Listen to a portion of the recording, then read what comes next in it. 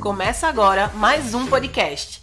E hoje temos a honra de receber uma mentora, líder, mulher, psicóloga, mãe, avó e esposa do nosso pastor Silas. Fique agora com a nossa pastora Elisete Malafaia.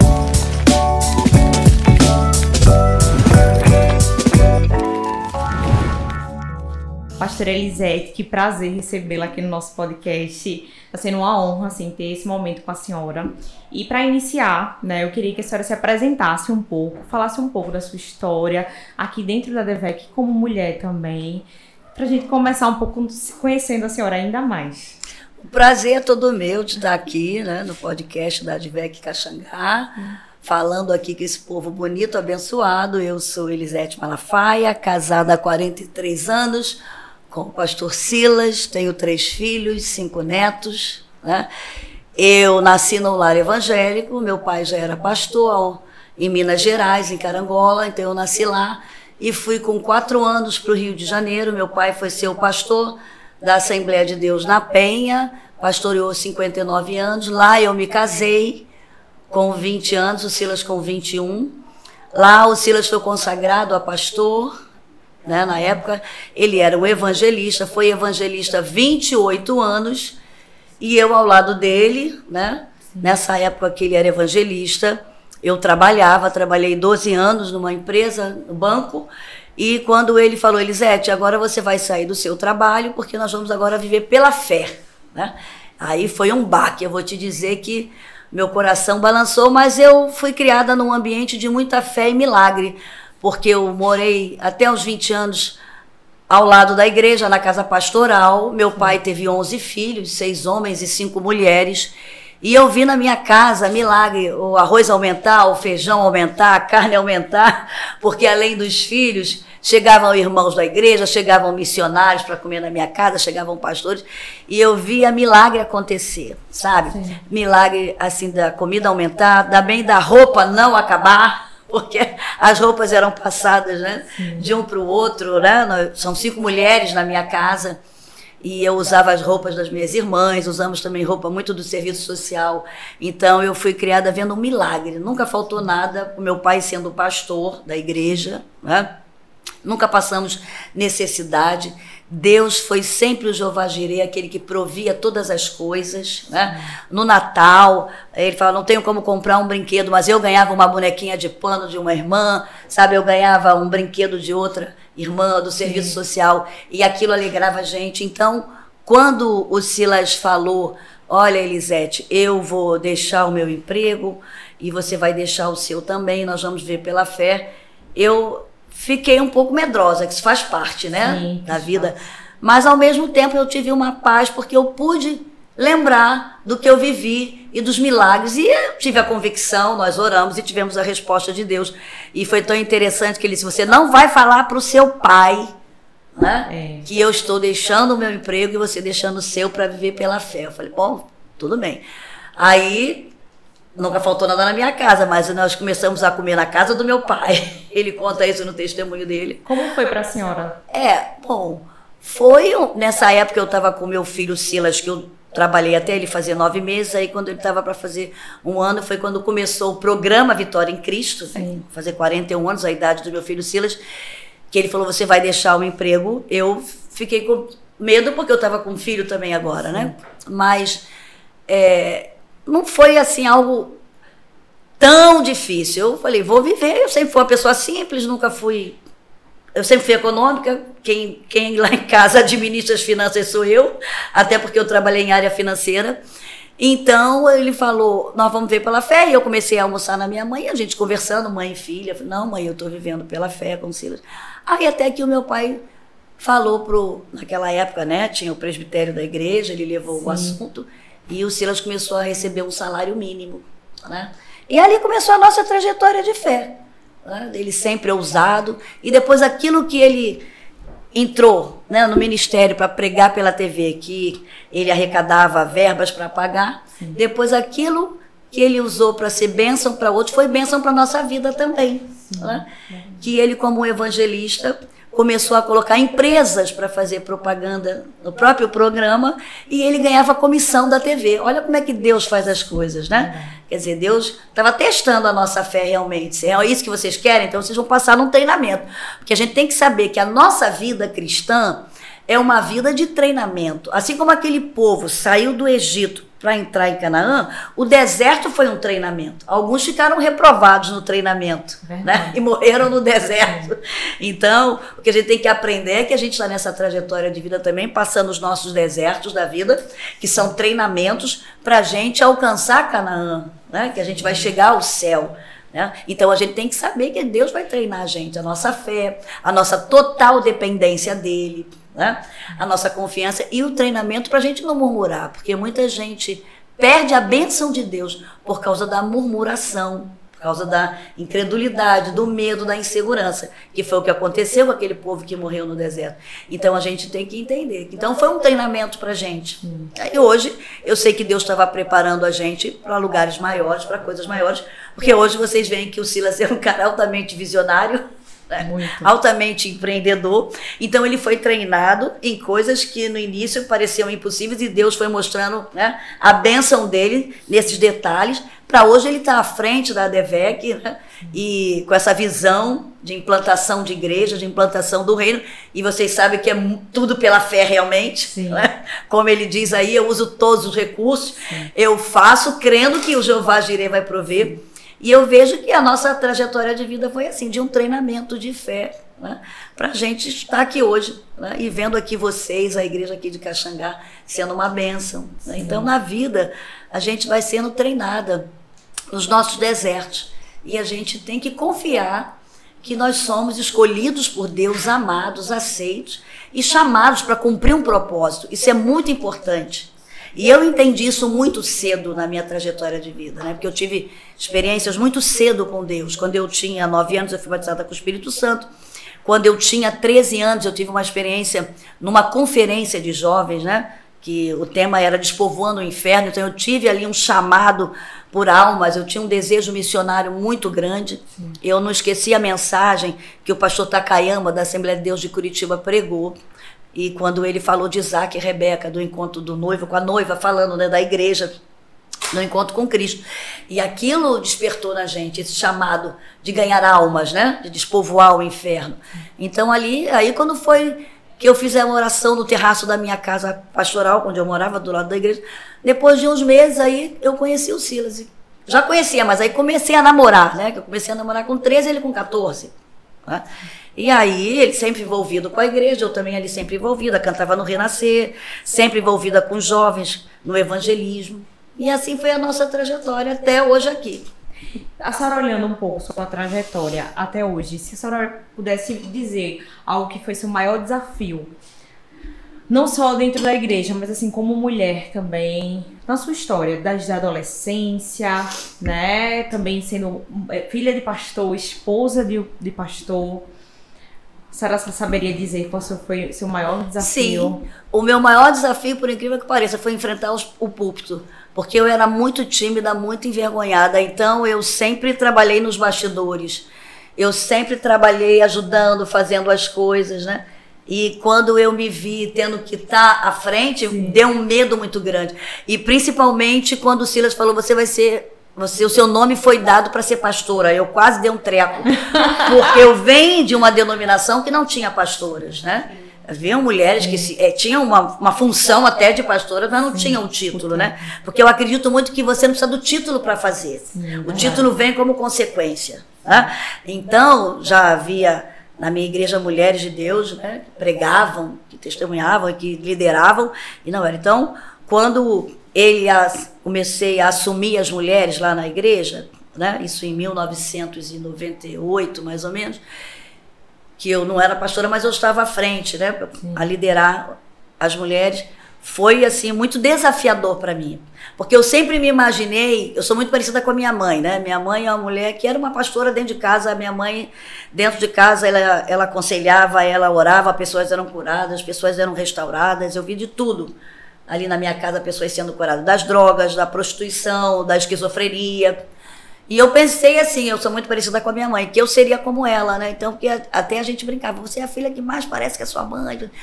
E então, quando eu tive que ficar à frente das mulheres, eu tive um medo. Isso foi um desafio muito grande.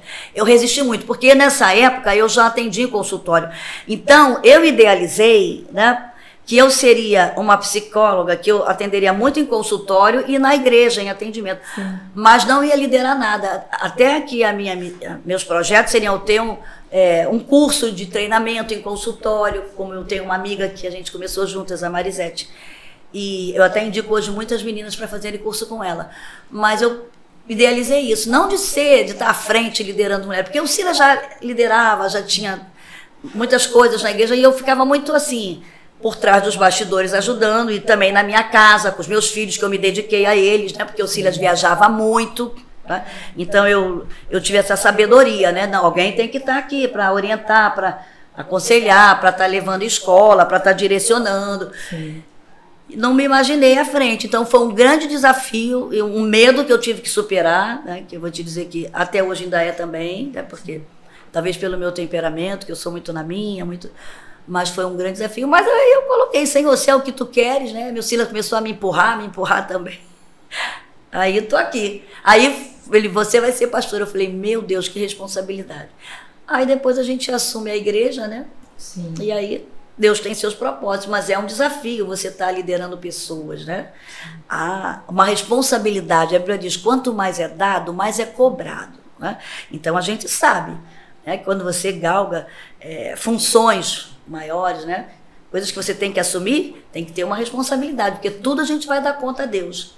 Então eu vejo como uma grande responsabilidade estar à frente, né, como uma pastora, à frente de mulheres. A gente tem que se cuidar, né? Tem que ter essa responsabilidade, porque a gente, querendo ou não, está sendo espelho, né? Está servindo de exemplo, e aí é uma responsabilidade grande, e isso dá medo, né? Então a gente tem que depender de Deus mesmo, da graça e da misericórdia dele. A senhora falou um pouco sobre sua profissão, né? Que a senhora é psicóloga. Sim. Eu também sou psicóloga, e eu queria trazer essa pauta um pouco para a gente conversar, porque a gente sabe que ainda existe um tabu, vamos dizer, no mundo cristão, né, sobre saúde mental. Sim, imagina 30 anos atrás. É verdade. Vocês vão se desviar, vocês estão fazendo isso para quê, né? Sim. E a gente sabe a importância que tem de mulheres e de todo mundo cuidar da saúde mental. E como foi para a senhora, assim, entrar nesse mundo profissional, na profissão, e de certa forma levar isso para a igreja, essa conscientização? É muito interessante, porque sem saúde mental não existe santidade, não existe espiritualidade. Existe religiosidade. E aí que está o perigo, né? Eu vim de uma denominação que a gente viu a necessidade de pessoas serem tratadas emocionalmente, porque elas espiritualizavam tudo, né? O emocional, um dia bem fervoroso, outro dia, né, lá embaixo. E eu fui fazer psicologia, porque nessa época, muito interessante, a minha sogra era psicóloga. Ela fez pedagogia depois de 40 anos, ela fez 2 faculdades, porque ela foi professora, né, durante muitos anos no CAPED, no curso de preparação de professores da escola dominical. E ela viu a necessidade disso, né? Ela era pedagoga, depois ela falou, eu vou fazer psicologia, porque ela começou a sair, a dar palestras em igrejas e ouvir esposas de pastores, e ela viu uma necessidade na área emocional, que as pessoas tinham essa dificuldade de cuidar da alma. Ah, não tem dificuldade de ir no dentista, né? Não tem dificuldade de ir no endocrinologista, mas tinha dificuldade de ir no psicólogo. E a gente sabe que a alma, onde é a sede dos sentimentos, desejos, vontade do nosso pensamento, é determinante sobre o nosso corpo e sobre a nossa vida espiritual. Os nossos desejos estão na alma. E a gente entende que depois da queda, todo ser humano ficou, né, com a sua alma desgovernada. Os nossos desejos foram amaldiçoados. Então, como a gente precisa cuidar da nossa alma? E claro que tem que ser um estudioso dessa área. Mas naquela época haviam poucos. Então, a minha sogra começou a estudar, né? E naquela época, eu vou te dizer que a psicologia era realmente algo muito bom. Hoje, para se fazer psicologia, eu aconselho que se você não tem base bíblica, não faça, porque mudou totalmente, de 30 anos para cá. Todo o fundamento psicológico mudou. A base que a gente teve da importância de um pai, de uma mãe, né? A importância do amor, do pertencimento, né? Mudou hoje. Hoje a ideologia de gênero, infelizmente, contaminou. A esquerda contaminou não só a psicologia. Todas as áreas de humana foram contaminadas. Sim. Então, tem que ter um fundamento bíblico. Né? E eu aconselho até outros cursos, que hoje a gente tem cursos cristãos maravilhosos. Né? Vou fazer aqui até propaganda. Na Faculdade Vitória em Cristo tem um curso de aconselhamento com o Dr. Cléo Holanda, que é psicólogo. Sim. Vale a pena você que é psicólogo fazer. Tem o curso do SECRAI, que é um curso muito importante, né? Com o pastor Alcione Emery, que são 2 anos. Tem do pastor Cote também, que você vai... É um curso que envolve tanto a psicologia como a teologia, né? É importante você fazer para você ter base para contestar. Senão, eu tenho visto até na minha própria igreja, alguns que foram fazer e viraram a cabeça e saíram da igreja, né? Se tornaram humanistas, se tornaram mesmo de esquerda e é uma coisa perigosa. Mas a minha sogra fez psicologia, nessa época na Gama Filho, uma boa faculdade no Rio, e quando eu via ela dando palestra, eu falava, nossa, que coisa linda, porque ela tratava do homem nessa visão do todo, espírito, alma e corpo. E ela fazia brincadeiras, e ela fazia dinâmicas.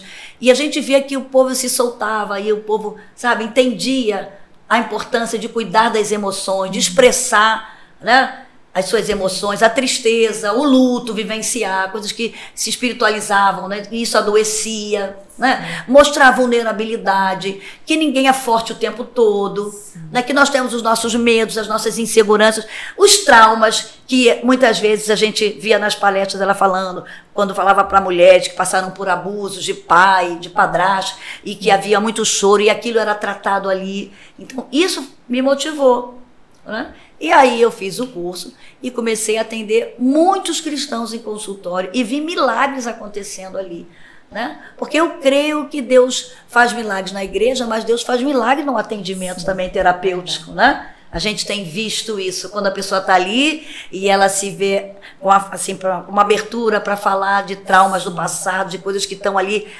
falta de perdão, né? Mágoas, ressentimentos, e quando ela encontra alguém que está ali disposto a ouvir, né? A entendê-la, nossa, a cura é maravilhosa, e a pessoa, né, muda a trajetória de vida, e isso não vai só fazer bem para ela, mas faz bem para a família que convive. Então eu vejo que hoje um terapeuta, alguém que o aconselhamento na igreja é muito importante, sabe? Porque a igreja é um hospital. Meu pai sempre ensinou isso pra gente. Minha filha, a igreja é um hospital. Aqui todos nós temos a doença do pecado.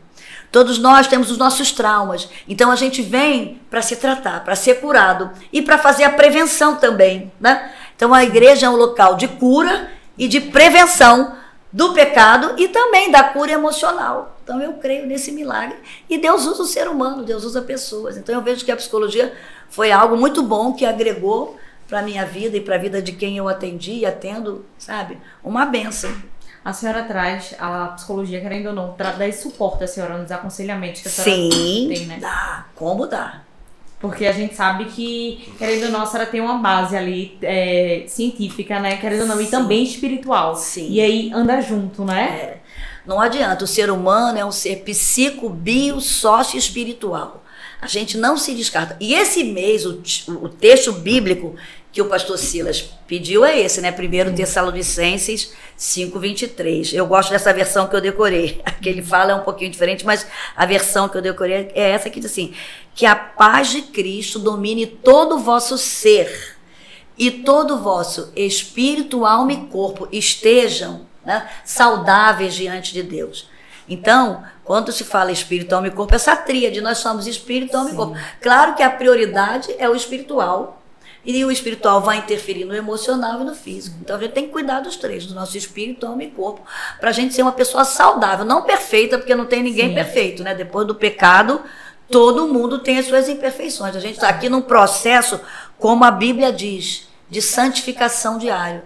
Hebreus 12:14 diz: segui a paz com todos e a santificação, sem a qual ninguém verá o Senhor. Então a paz e a santificação são essenciais para a gente ser uma pessoa saudável. E para fechar, está no 15. Olha como a Bíblia é linda. A Bíblia trata do corpo, alma e espírito. Que aí a Bíblia diz assim, que ninguém, no 15, que ninguém se prive da graça de Deus. Não deixe nenhuma raiz de amargura contaminar o seu ser, a sua alma. Porque através dessa raiz, você se contamina e contamina os que estão à sua volta. Olha que coisa interessante. Antes está falando da vida espiritual, né? Seguir a paz com todos e a santificação, sem a qual ninguém verá o Senhor. Aí no versículo 15 está dizendo que o segredo para ter a vida com paz e santificar é fazer o que está no 15. Que ninguém se prive da graça de Deus, do favor imerecido. Quando você tem consciência desse favor de Deus, você vai ter mais facilidade para perdoar, para suportar o outro, para tolerar, para andar a segunda milha, para entender, sabe, as pessoas que se relacionam com você. Por isso que ele diz que ninguém se prive da graça de Deus. Não deixe nenhuma raiz de amargura. Porque se você guardar uma ofensa, se você guardar raiva, se você guardar ressentimento, já criou raiz de amargura. E aí o que acontece? Você se contamina, você adoece e você vai adoecer. Filho, marido, você pode adoecer, pessoas que convivem com você. Você interfere, sabe, o ambiente. Então ele está falando que ninguém se prive da graça de Deus. Não deixe nenhuma raiz de amargura contaminar o seu coração. Porque através dessa raiz você se contamina e contamina os que estão à sua volta. Então a importância da gente ter saúde mental, né? Saúde emocional é vital. Para que a gente tenha uma comunhão melhor com Deus e para que a gente tenha uma comunhão melhor com o próximo. Porque só através da saúde mental é que a gente vai poder amar a Deus. Porque se você não tiver saúde mental, tem gente que raiva de Deus, culpa Deus, sai da igreja por causa de Deus. Não, Deus não fez nada com ele, mas ele sai da igreja por causa de... Mas o que Deus tem com isso? Você brigou com fulano, sai da igreja. Mas o que Deus fez com você? É verdade. Então a saúde mental é vital. E a saúde mental você vai ter priorizando Deus. Lendo a palavra. A palavra é a maior terapia na nossa vida, sabe? Tem muita gente que precisa até de alguém para lhe orientar. Porque, às vezes um terapeuta, ele vai ser um orientador dessa pessoa, até em relação à palavra de Deus. Porque muitas das vezes não conhecem a palavra ainda. Não tem um discernimento espiritual da palavra. Então, muitas vezes, eu hoje não atendo mais terapeuta, eu atendo com aconselhamento. E eu vejo, quando eu atendo cristãos, que eles são meninos espirituais, são imaturos, ainda não têm um conhecimento da palavra para ser forte, para entender o mais fraco. Então a leitura da palavra é vital para a gente ter maturidade emocional e espiritual, para aprender a se relacionar, né?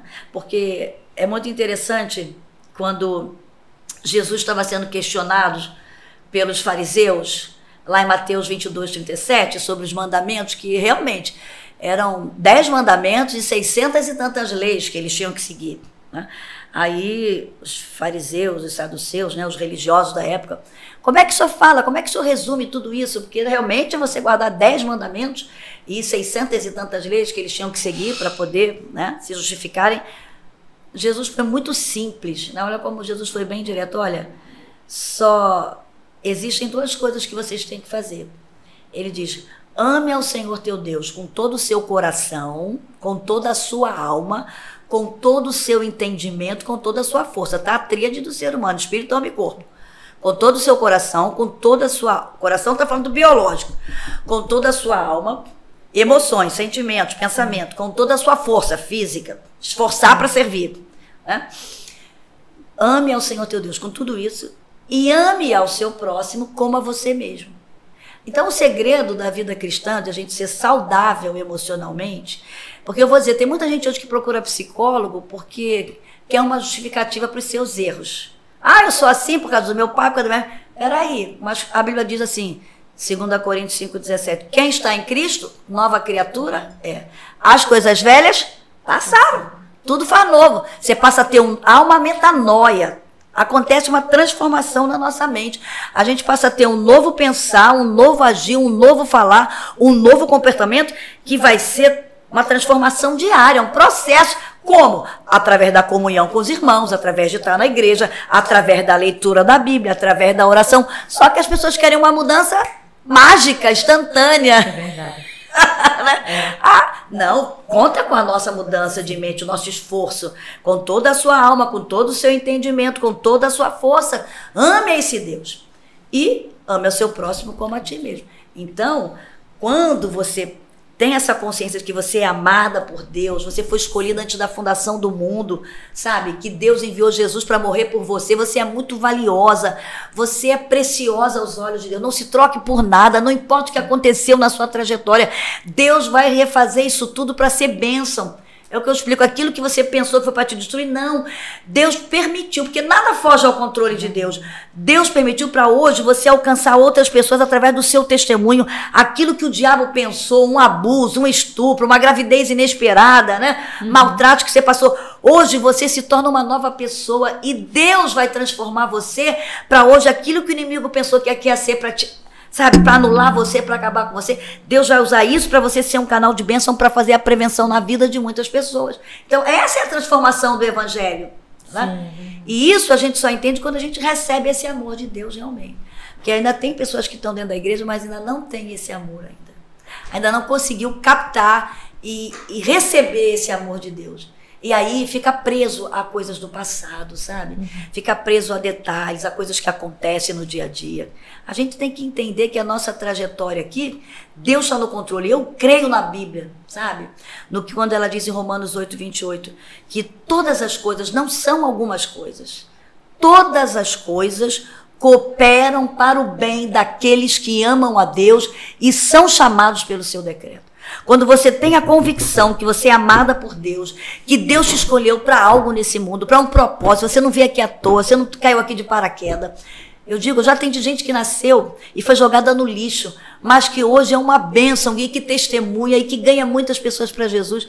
Então, pessoas com N histórias de maus tratos, mas que superaram quando entenderam o propósito para qual ela veio a esse mundo, que justamente foi passar por aquilo para ser canal de bênção. E tu não vê tão exemplos de testemunho de superação. Né? Pessoas que não ficam presas no passado, porque o diabo, ele quer te prender, né? Ele quer um gancho para te segurar. E uma das táticas dele é essa, ele persegue o ser humano para ele pecar. Aí quando ele peca, ele vira o acusador da pessoa. Né? Então muita gente está paralisada aí na acusação de Satanás. Mas você pode sair dessa acusação. Se você confessar, se arrepender e deixar, alcança a misericórdia de Deus e Satanás não tem mais nenhuma legalidade para te acusar. Porque ele fez isso com Martinho Lutero, sabe? Quando ele estava lá sendo acusado por Satanás, diz que ele foi lá no quadro e escreveu, realmente, fala aí o que eu fiz. Ele foi acusando, né, que ele fez várias coisas erradas. Mas no final ele colocou assim, eu fiz tudo isso realmente. Aí ele escreveu, mas o sangue de Jesus me purificou de todo esse pecado. Sai daqui, Satanás, tu não tem mais legalidade para me acusar. Né? Então a gente tem que acabar com isso, porque cada dia tem uma graça nova. Né? Tem um presente diário de Deus, que é a graça e misericórdia dele, que se renova a cada manhã. Hebreus 4,16 diz que a gente tem que nós temos que nos achegar diante do trono da graça de Deus com ousadia para alcançar graça e misericórdia em tempo oportuno. Então a graça de Deus está para todos os homens o tempo todo. Agora, como é que você chega diante dele? Né? Então tem que chegar com essa ousadia de reconhecer que ele é teu Deus, ele é teu Senhor, né? Que se você reconhecer Jesus como seu Salvador, ele é um intermediário entre você e Deus, e ele está ali para a gente recorrer, para a gente ter as bênçãos de Deus. Então é muito importante a gente entender isso, né? Para ficar carregando mais complexo, culpa, sentimento de inferioridade. Né? Então eu sou um tipo que eu atendo, mas eu não fico... a minha terapia é bem focal. Né? Eu sempre, quando eu fui fazer terapia, eu escolhi a terapia focal, porque eu não fico com mimimi, não. Sabe, alimentando, porque tem a psicanálise, não, eu não sou dessa, não. Nunca nem gostei de tanto de psicanálise. Porque sempre a minha terapia foi focal. Porque eu tenho que acreditar em Cristo, que ele vem e muda a história, não é verdade? Senão a pessoa quer ficar sentada na cadeira de vítima o tempo todo.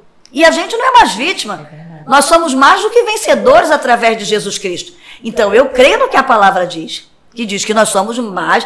É 1 Coríntios 15:57, que diz, mas graças a Deus que nos dá a vitória por nosso Senhor e Salvador Jesus Cristo. E aí o 58 diz, portanto, queridos irmãos, sede firme, constante e abundante na obra do Senhor, sabendo que o vosso trabalho não é vão no Senhor. Então o segredo está aqui, firmeza, quem eu sou, o que eu estou fazendo aqui, para onde eu vou, tem que ter essa convicção. Constância, que você está servindo a Deus, vai ser fiel a Deus nos propósitos, e você vai produzir frutos. Né? Então a gente tem que entender isso, porque não pode um cristão estar na igreja há anos e estar por qualquer coisinha com mimimi, se deixando levar por ofensa. Não é? Claro, a gente é ser humano, a gente pode ficar baqueado, pode chorar, pode expressar tristeza, que é perfeitamente normal, mas não sentar na cadeira de vítima. Você não é mais vítima. Se você tem Jesus, você é mais do que vencedor. E creia no que a Bíblia diz em Romanos 8, 28, que eu creio. Todas as coisas, não são algumas coisas.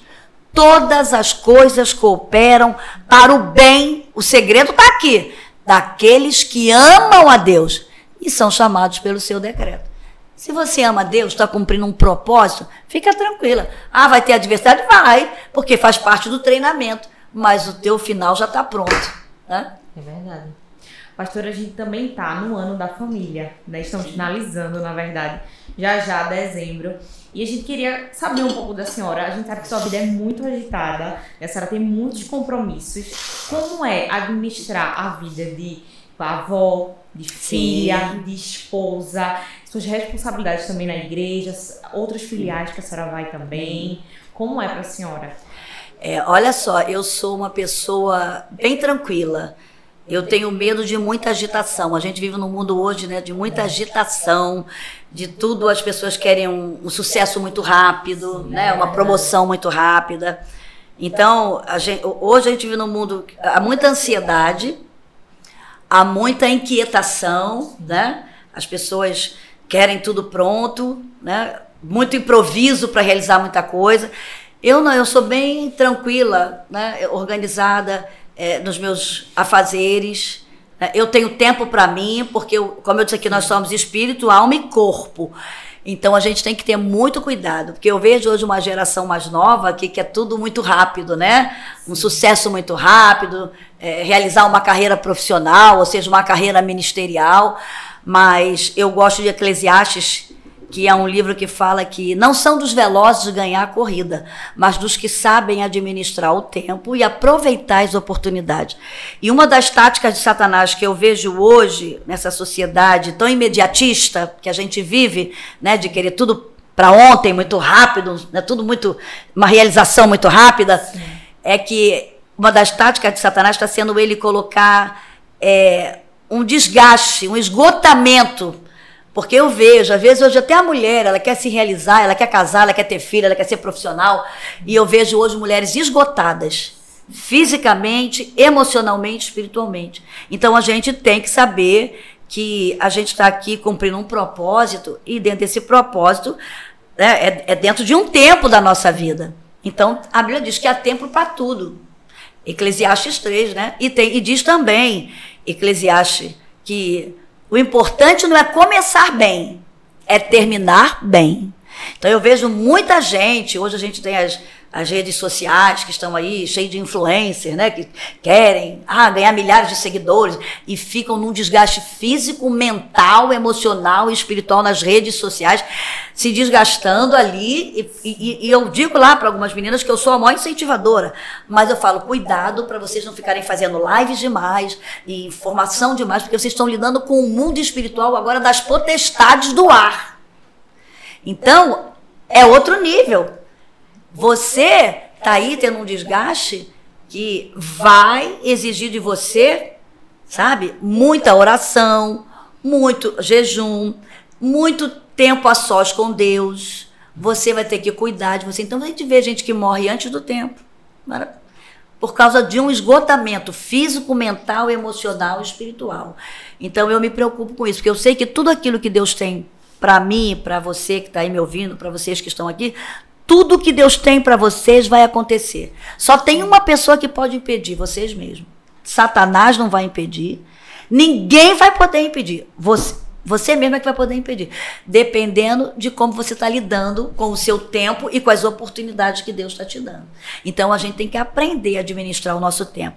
Porque não adianta. Hoje, eu tenho atendido na igreja pessoas com burnout, eu tenho atendido pessoas com depressão, eu tenho atendido pessoas que estão esgotadas, fisicamente doentes, por causa da pressa. A pressa é um perigo, sabe? Então, acho que Deus ele fez o mundo em 6 dias, e no 7º ele descansou. Ele estava dando um sinal para a gente. Nós não somos máquinas, nós precisamos descansar. E a minha preocupação hoje com essa geração mais nova é que eu vejo que eles correm e depois adoecem. E às vezes Deus até faz adoecer para parar, sabe? Porque aí perde a família, sabe? Perde até a sua intimidade com Deus, porque vira uma coisa de uma máquina. Isso não é só no mundo ministerial, não, isso é no mundo profissional também. Então, a gente tem que aprender a administrar o tempo. Então, eu tenho esse cuidado, né? Eu tiro uma vez por semana, eu com meu marido, a gente está junto. Sempre que eu posso, eu viajo com ele. Quando é mais de 3 dias, eu fico com ele. Eu saio assim, mais finais de semana que eu vou às filiais. Nossa, eu não vou para outras igrejas. Muito raro, não tenho nem tempo de ir nas nossas, né? Mas eu me dedico. Mas eu cuido também do meu corpo. Eu faço exercício físico, eu tenho uma boa alimentação, né? Graças a Deus eu tenho saúde, eu não tomo remédio nenhum. Isso aí eu sou bem disciplinada, né? Porque eu entendi a importância. O nosso corpo é templo do Espírito Santo. E eu fico triste quando eu vejo cristãos que não cuidam do corpo, né? E o nosso corpo é a ferramenta mais importante que Deus tem para usar nessa terra. Porque Deus é Espírito e Ele precisa do nosso corpo para atuar. E Ele quer atuar num corpo saudável, né? Então, é muito importante você ter um tempo para você, se você praticar um esporte, você fazer algo que você goste, você ter um hobby, você ter um lazer, você sair com as amigas, né? Sai, vamos conversar, você incentivar você que é casada, seu marido, tirar férias, saírem juntos, tem filhos. Isso são memórias que você vai deixar na sua família e que é importante, né? É tão interessante que a gente, quando vê lá em Deuteronômio 6,4, Moisés falando para as famílias que iam, né, entrar em Canaã, e ele fala assim: ouve, ó Israel, o Senhor nosso Deus é o único Senhor. Ame ao Senhor teu Deus com todo o seu coração, com toda a sua alma, com todo o seu entendimento, com toda a sua força. A mesma coisa que Jesus falou lá em Mateus, né? Mas ele complementa assim: e fale disso para os seus filhos ao deitar, ao levantar, ao passear. O que ele está ensinando? Hoje, né, a saúde hoje sabe da importância, os médicos, né, sabem da importância de a gente cuidar da nossa saúde física, mental e emocional. E existem 5 atividades importantes para a gente cuidar dessa área. Primeiro, você aprender a respirar. Eu coloco isso na Bíblia da Mulher Vitoriosa, lá eu coloquei segredos para uma vida saudável, eu falo sobre isso. A respiração é vital. Muita gente morreu na pandemia porque não soube respirar. Não, o problema é com a respiração, ficava ansioso, aí muita gente morreu, porque nem não se vai respirar. Inspirar, encher o diafragma, segurar e soltar. Isso você está expandindo o seu pulmão. Então, a respiração é importante, a alimentação, muita gente está morrendo pela boca, por causa da comida. Por isso que Paulo fala em 1 Coríntios 10:31, ele fez as 2 necessidades, comida e bebida, que ele diz, que a gente tem que ter cuidado com a comida e com a bebida, e a gente tem que priorizar o reino de Deus através disso. A glutonaria é pecado, e tem crente que não sabe, né? Pensa verdade. Que só tem pecado na área sexual, não tem pecado na área da comida e da bebida. Então, a gente tem que ter cuidado com a alimentação. A gente tem que fazer exercício físico. É vital, porque nós somos seres que a gente não pode ficar parado. O sedentarismo está matando. Eu estou preocupado com esses adolescentes hoje que ficam sentados jogando o tempo todo na internet, estão ficando doentes, né? Então, tem que fazer um exercício físico, jogar bola, ir para a praia. Aqui tem praia, correr, brincar, tem que se movimentar. Até uma criança, senão não vai ter coordenação motora. Essas crianças ficam só sentadas jogando, vão ter problema de coordenação motora, os neurônios não vão, se desenvolver. É incrível isso. Atitudes mentais positivas, o que a gente anda lendo, o que a gente anda ouvindo, vai interferir na nossa vida espiritual e emocional, né? E o sono. O sono é vital. Hoje a gente sabe que quando você deixa de dormir certas horas, pelo menos 8 horas, lá na frente, na velhice, vai dar um problema, pode dar um Alzheimer, tá lá no seu histórico. Então, Deus não faz nada errado, Deus fez tudo certo, né? Deus deu a noite para a gente dormir, deu o dia para a gente estudar, trabalhar, passear, descansar. Sim. E a gente está invertendo tudo, trocando a madrugada, sabe, pelo dia. E aí a gente está adoecendo. Você vê hoje as clínicas, a gente não tem noção, sabe, de tratamento mental, está cheia de jovens e adolescentes, porque não dormem. ficam a noite toda no computador, não é trabalhando, e nem trabalhando eu aconselharia, né? Mas falando com o outro, jogando, brincando, e estão lá doentes, sabe? Então a gente tem que ter muito, o sono é vital na nossa vida. Então são essas atitudes, a respiração, a alimentação, o exercício físico, o sono e atitudes mentais positivas. Se você quer ser saudável, olha, priorizar Deus já é primeiro lugar, a gente sabe disso, né? Estou falando aqui para crente, priorizar Deus. Mas eu conheço gente que não prioriza Deus e é saudável. Emocionalmente fica doente, porque cumpre essas 5 que eu falei. Né? E se a gente que tem Deus não cumpre, aí depois fica dando trabalho para Deus, né? Irmão, ora por mim, que eu tô com... A gente está quebrando regras, leis, princípios que são importantes para a gente. Então, a gente tem que cumprir, né? Isso é importante, tem que se cuidar. E eu me cuido, eu tenho 64 anos e eu me cuido e dou duro pro meu marido, porque ele não gosta muito de exercício físico não, mas eu incentivo ele. Agora, quanto à alimentação, ele é regrado, isso aí, sabe? Ele sempre comeu pouco, nunca foi, né? Agora ele tá comendo mais um pouquinho, tá mais barrigudinho, comendo doce, porque a gente vai ficando mais de idade, tá gostando de doce. A senhora sempre gostou de se cuidar? Sempre gostei, porque minha mãe teve 11 filhos, mas nem parecia, sempre se cuidou. Eu lembro naquela, eu tenho 64, eu devia ter uns 10 anos. Eu lembro que a minha mãe acabava de ganhar neném e tinha uma irmã lá na igreja que era massagista, né? E era uma portuguesa. E eu achava, ela me levava na casa dela de tarde, eu gostava de ir lá, que eu ficava ouvindo historinha, né? Que a filha dela tinha esses disquinhos de história, né? Pequeno Príncipe, Polegar, Soldadinho de Chumbo, eu ficava ouvindo, e a irmã fazendo massagem na minha mãe. E eu lembro da minha mãe passando Nivea no rosto, no corpo. Então, o creme Nivea, ó, vou te dizer, esse é um creme maravilhoso, que há anos que... Às vezes as pessoas gastam dinheiro com tanta coisa, né? Sim, e é muito simples. E ela sempre se cuidou, porque meu pai era assim, um cara muito, assim, gostava de se cuidar também, né? Não, Maria, olha, Maria, tá ficando cheinha. Ela se cuidava. Então ela teve 11 filhos, mas sempre se cuidou, sempre foi uma mulher... Não é uma vaidade excessiva, não é nada disso. Eu acho que o nosso corpo, como eu disse, é templo do Espírito Santo. Então a gente tem que se cuidar. Aqui não estou falando de como tem que ser corpo, nada disso. Você é templo, então você tem que ter cuidado com o que você absorve, né? Sim. Tanto quanto o que você come, como o que você vê, sabe? Como o que você ouve. Para você estar bem, porque isso vai interferir no seu humor, né? O que você ouve, o que você lê. Eu vejo hoje que esses programas de desgraça tem muito ibope, né? E como idoso, às vezes, se deixar ficar vendo aquilo, isso eu vi com o meu pai, vai, vamos tirar disso daí, tira daí, minha filha, que eu não gosto. Mexe com o nosso emocional.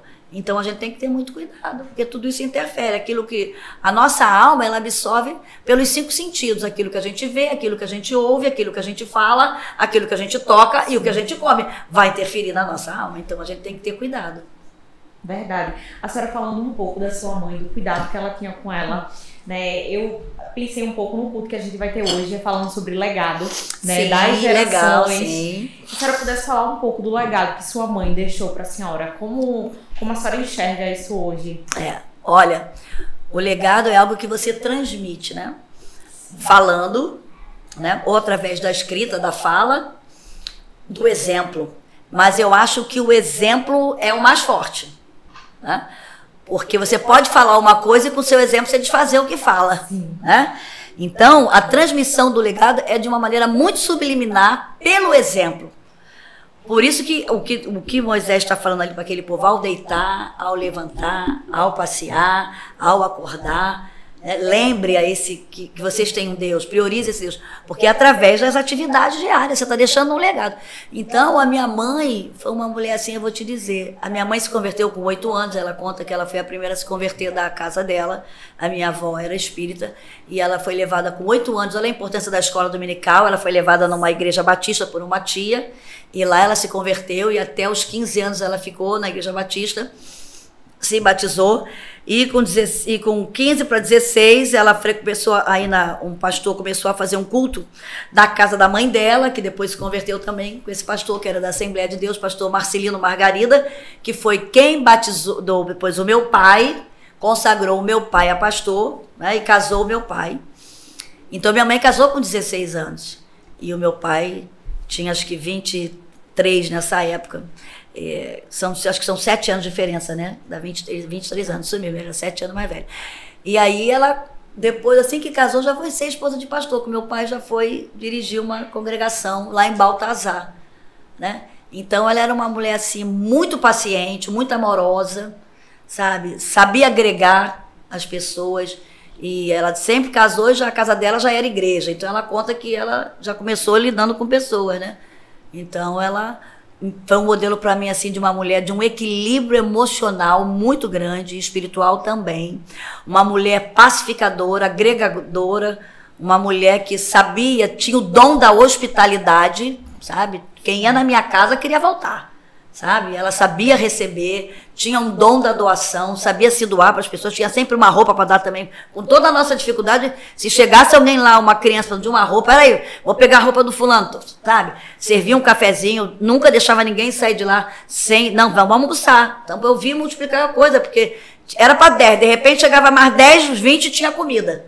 Então eu vi isso, porque ela tinha esse dom mesmo da hospitalidade, da doação. Eu vi ela tratar de muitos adolescentes na minha casa que chegavam lá, né?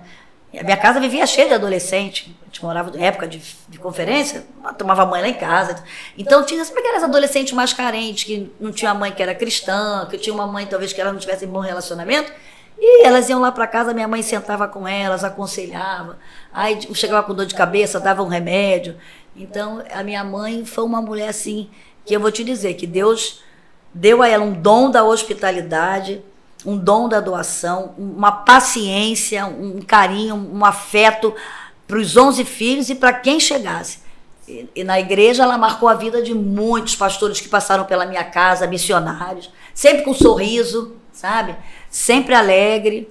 Não era perfeita, claro, quando ela tinha que ser braba ela era, mas ela era muito, e isso ajudou muito ao meu pai no ministério dele. Muito, que as irmãs da igreja amavam minha mãe. Isso aí, até hoje, todo mundo fala isso. É tão bom, né, você escutar isso. Isso. Essas palavras, né, sobre sua mãe, sobre sua família. A mulher, ela que tem o vínculo afetivo no lar, né? Ela é que vai manter o ambiente emocional da casa. É por isso que o inimigo joga pesado contra a mulher, porque ele sabe que nós somos o ponto de equilíbrio nessa terra. E tem um autor que diz, que eu acho bonito ele falar, a mulher é a arma secreta de Deus nessa terra. O inimigo foi na mulher, né? Porque ele queria destruir a auxiliadora, que se você interferindo na auxiliar, você vai interferir no líder. Então o inimigo pensou que indo na mulher, ele ia destruir o projeto de Deus para aquele casal, né? Mas Deus usou justamente, de ti, mulher, vai nascer um que vai esmagar a cabeça da serpente, né? E aí Deus preparou uma mulher, né? Maria, para que trouxesse Jesus a esse mundo. Então, e por isso que o inimigo joga pesado contra a mulher. A gente vê o feminicídio aí, a gente vê a violência, né, física, verbal contra a mulher, psicológica, porque o diabo nos odeia. Ele sabe que, por mais que a ciência esteja avançada, ainda se precisa de um útero materno para que bebês venham a esse mundo, né? Então, ele joga pesado contra a mulher. Então, é por isso que a gente tem que ajudar umas às outras, orarmos umas pelas outras, abençoarmos, aconselharmos, porque eu sei que tem muita mulher sofrida, que precisa de um apoio, né? Precisa de entender que ela tem um papel vital como mulher nessa terra, né? Ela é uma geradora de vida nessa terra, tanto vida física como vida emocional, porque desde o ventre ela está nutrindo aquele bebê, tanto fisicamente como emocionalmente e espiritualmente. E por isso que ela já está bem, e por isso que o inimigo joga pesado, para já traumatizar o bebê desde o ventre, né? Mas quando existe uma mulher que entende o propósito de Deus para a sua vida, né? Ela vence as lutas, né? E ela não abre mão do seu legado, da maternidade. E hoje eu vou te dizer, a coisa tão séria que o feminismo está aí, que eu tenho visto mulheres que não querem casar e nem ter filhos mais, né? Estão colocando cachorro no lugar de filho. É uma inversão de valor que a gente está vivendo. E a gente precisa alertar essa geração mais nova, porque a geração é levada pela cultura. A nossa batalha hoje é muito cultural. E há essa cultura, né, das influências aí famosas, fica mostrando com cachorrinho. E eu vejo lá garotas que falam, não quero casar, não quero vou ter um filho, é um cachorrinho. Não. Eu gosto de cachorro. Cachorro é cachorro, né? Filho não, filho é bênção, filho é presente de Deus, né? E enquanto Jesus não voltar, a igreja tem que ter casamento e vai ter que ter filho, né? Porque a gente está vendo aí que a gente está deixando de ter, e olha aí o islamismo crescendo. Como? Por causa de filhos. Eles invadiram o mundo inteiro aí, Né? Onde eles chegam, colocam um mundaréu de filho. E os cristãos não querem ter filho, mas e se Jesus não voltar agora, como é que vai ser? Né? Como é que o reino de Deus vai continuar sendo implantado? Então, eu sou a maior incentivadora. Casar, case, se planeje, né? Tenha filhos, porque filho é bênção. Eu conheço quantas pessoas que querem ter filho e estão pedindo a Deus, né? E tem gente que pode e está aí, né? Colocando cachorro no lugar de filho. Inversão de valor. E é pela cultura e nem está percebendo. E a gente tem que falar sobre isso, né? Um alerta. Muitas adolescentes, né, estão aqui hoje fazendo, adolescentes jovens que ainda são solteiras e ainda não têm um relacionamento. O que a senhora diria para elas, assim, da importância, assim, para construir? E também quem já é casada, qual o conselho que a senhora daria? Para as adolescentes, eu vou dizer, vocês devem orar, né? Eu fiz uma cartinha para Deus quando eu tinha 13 para 14. Eu falei, sim, eu quero casar com um homem de Deus, precisa ter mente a ti, porque eu já tinha noção que eu queria servir ao reino, né? Então, se preserve, né? Guarde a sua pureza, isso é muito importante. A gente vive uma geração que pensa, é só uma relação sexual. Não, há uma ligação de alma. Quando você tem uma relação sexual, há uma ligação de alma, né? É espírito, alma e corpo. E aí depois vai dar trabalho, né? Então, se preserve, né?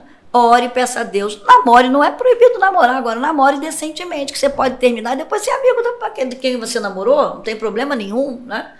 Quer dizer, agora, quando você for namorar, um compromisso de seriedade para casar. Converse com essa pessoa. Eu vou dizer sinceramente, eu aconselho hoje a casar mais cedo. Porque eu estou vendo que as pessoas hoje, porque eu tenho que fazer faculdade, depois o doutorado, depois, aí vai casar com quase 40 anos, já cheio de mania, cheio de maus hábitos. Olha, e um casal mais novo, para aprender a conviver, os dois vão criar a vida. Eu criei minha vida junto com meu marido. Então, nós dois fomos crescendo juntos, tivemos dificuldade, nós suportamos. Agora, quando um já casa, que tem a sua independência financeira, já tem seu apartamento, tem seu carro, para virar dois. E aí a gente está vendo muitos que estão deixando para casar muito mais tarde, porque mas aí eu ainda penso assim, mas você está sem ninguém? Porque aí fica tendo relacionamento com ele, fica uma ligação de alma que depois vai dar trabalho.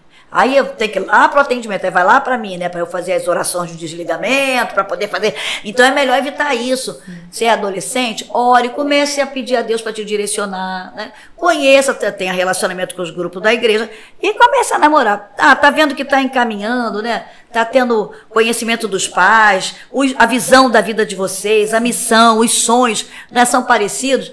Vai conhecendo, tem o tempo do namoro, tem o tempo do noivado, não quebra esses rituais. Tem o tempo do namoro, tem o tempo do noivado, o compromisso para chegar num casamento, conheça a família, tem a bênção dos pais, eu friso isso, que isso é muito importante, mesmo que eles não sejam cristãos, mas tenham a bênção dos seus pais, isso é muito importante, né? Sim. A gente tem que entender isso. Agora, se você já tem mais idade no caso, então vocês tem que se conhecer, tem que conversar também, tem que saber o que os outros querem juntos, né? Tem que alinhar isso antes, não é depois. Porque às vezes as pessoas ficam naquele, eu quero casar, depois que eu casar, não, aí já não tem como. Então, peçam aconselhamento, se estão em dúvida, vá ao seu pastor, à sua pastora, peça aconselhamento. Tem bons livros, tem 2 livros que eu indico lá da editora Central Gospel.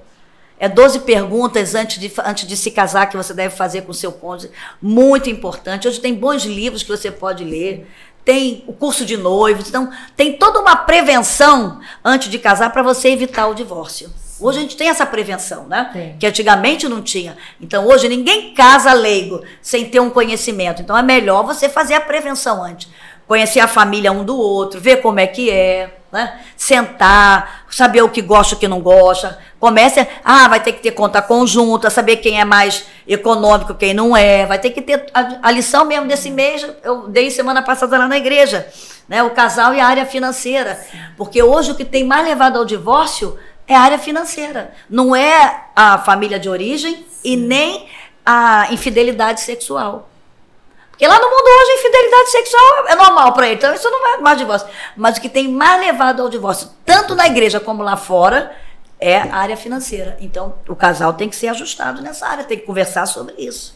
Pastora, quando a senhora falou sobre a questão de casar mais cedo ou mais tarde, né? Tentar casar mais cedo.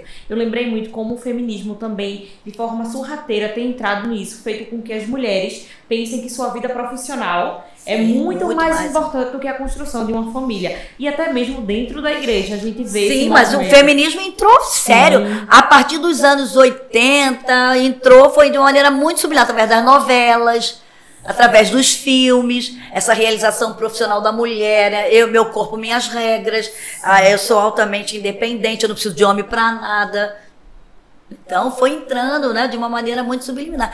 Você vê que mulheres, se você falar assim, eu sou professor, dona de casa, isso é uma humilhação. Gente, eu vou te dizer, eu conheço empresárias que trabalham, eu daria tudo para ter um marido para me sustentar, para eu poder ficar na minha casa cuidando dos meus filhos, que eu queria ter filho e não posso. Eu queria parar de trabalhar e não posso.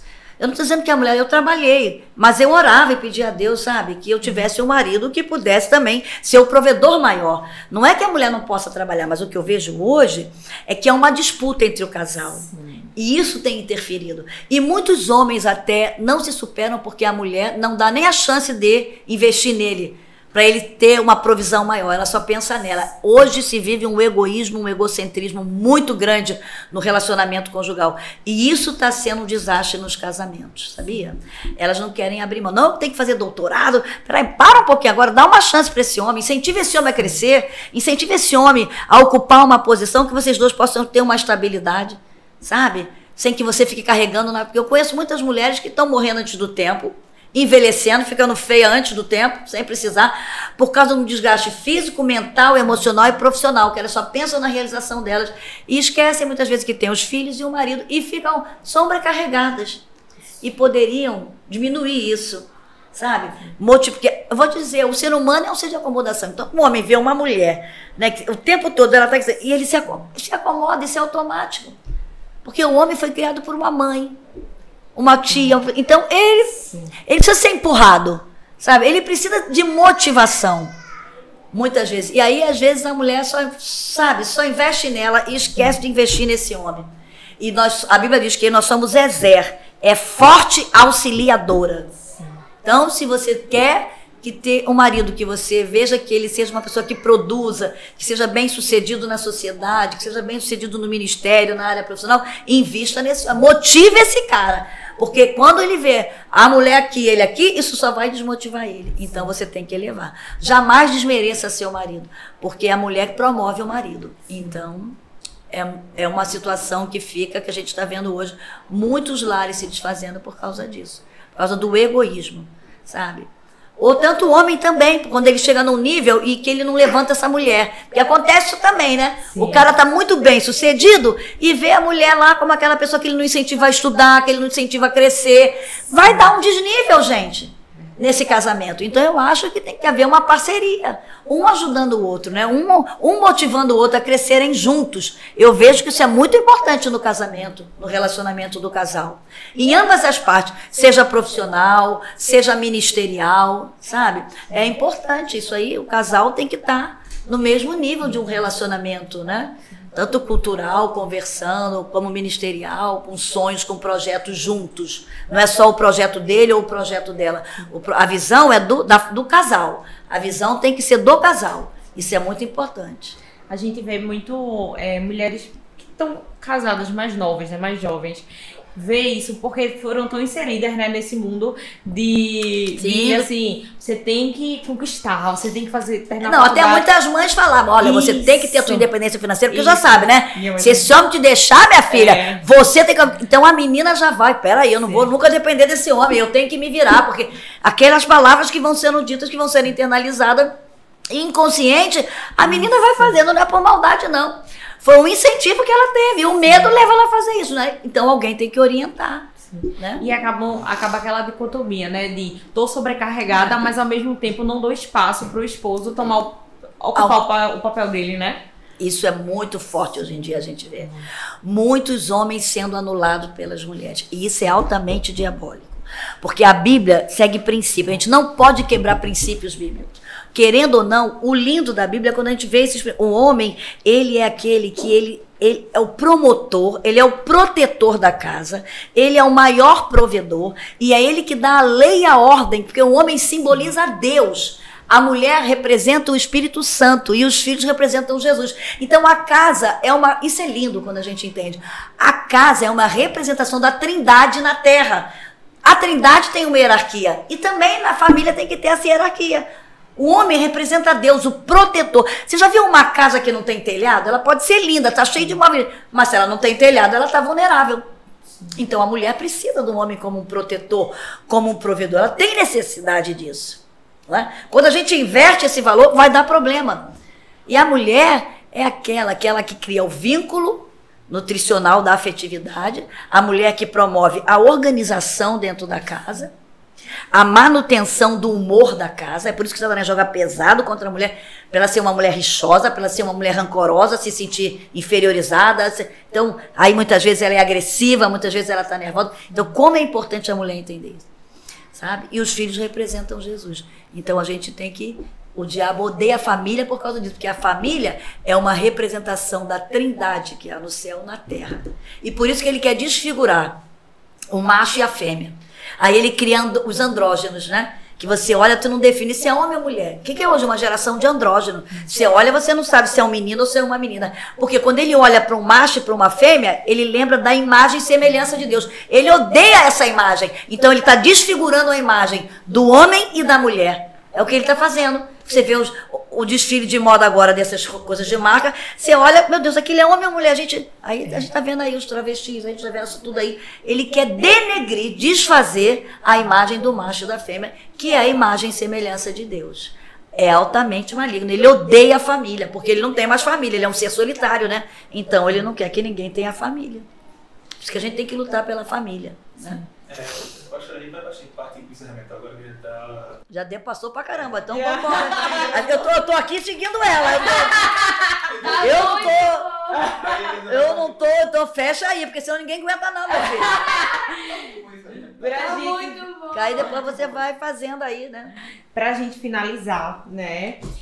A gente vai trabalhar hoje o legado, né? E eu queria saber, assim, da senhora, qual o legado que a senhora deseja deixar, né, para a família, mas também para a próxima geração, essa geração que está se formando aqui. O que a senhora pensa sobre isso? Bom, o legado que é importante a gente deixar e que eu recebi é o legado do temor a Deus. Priorizar Deus na nossa vida. A Bíblia diz em Provérbios 1:7.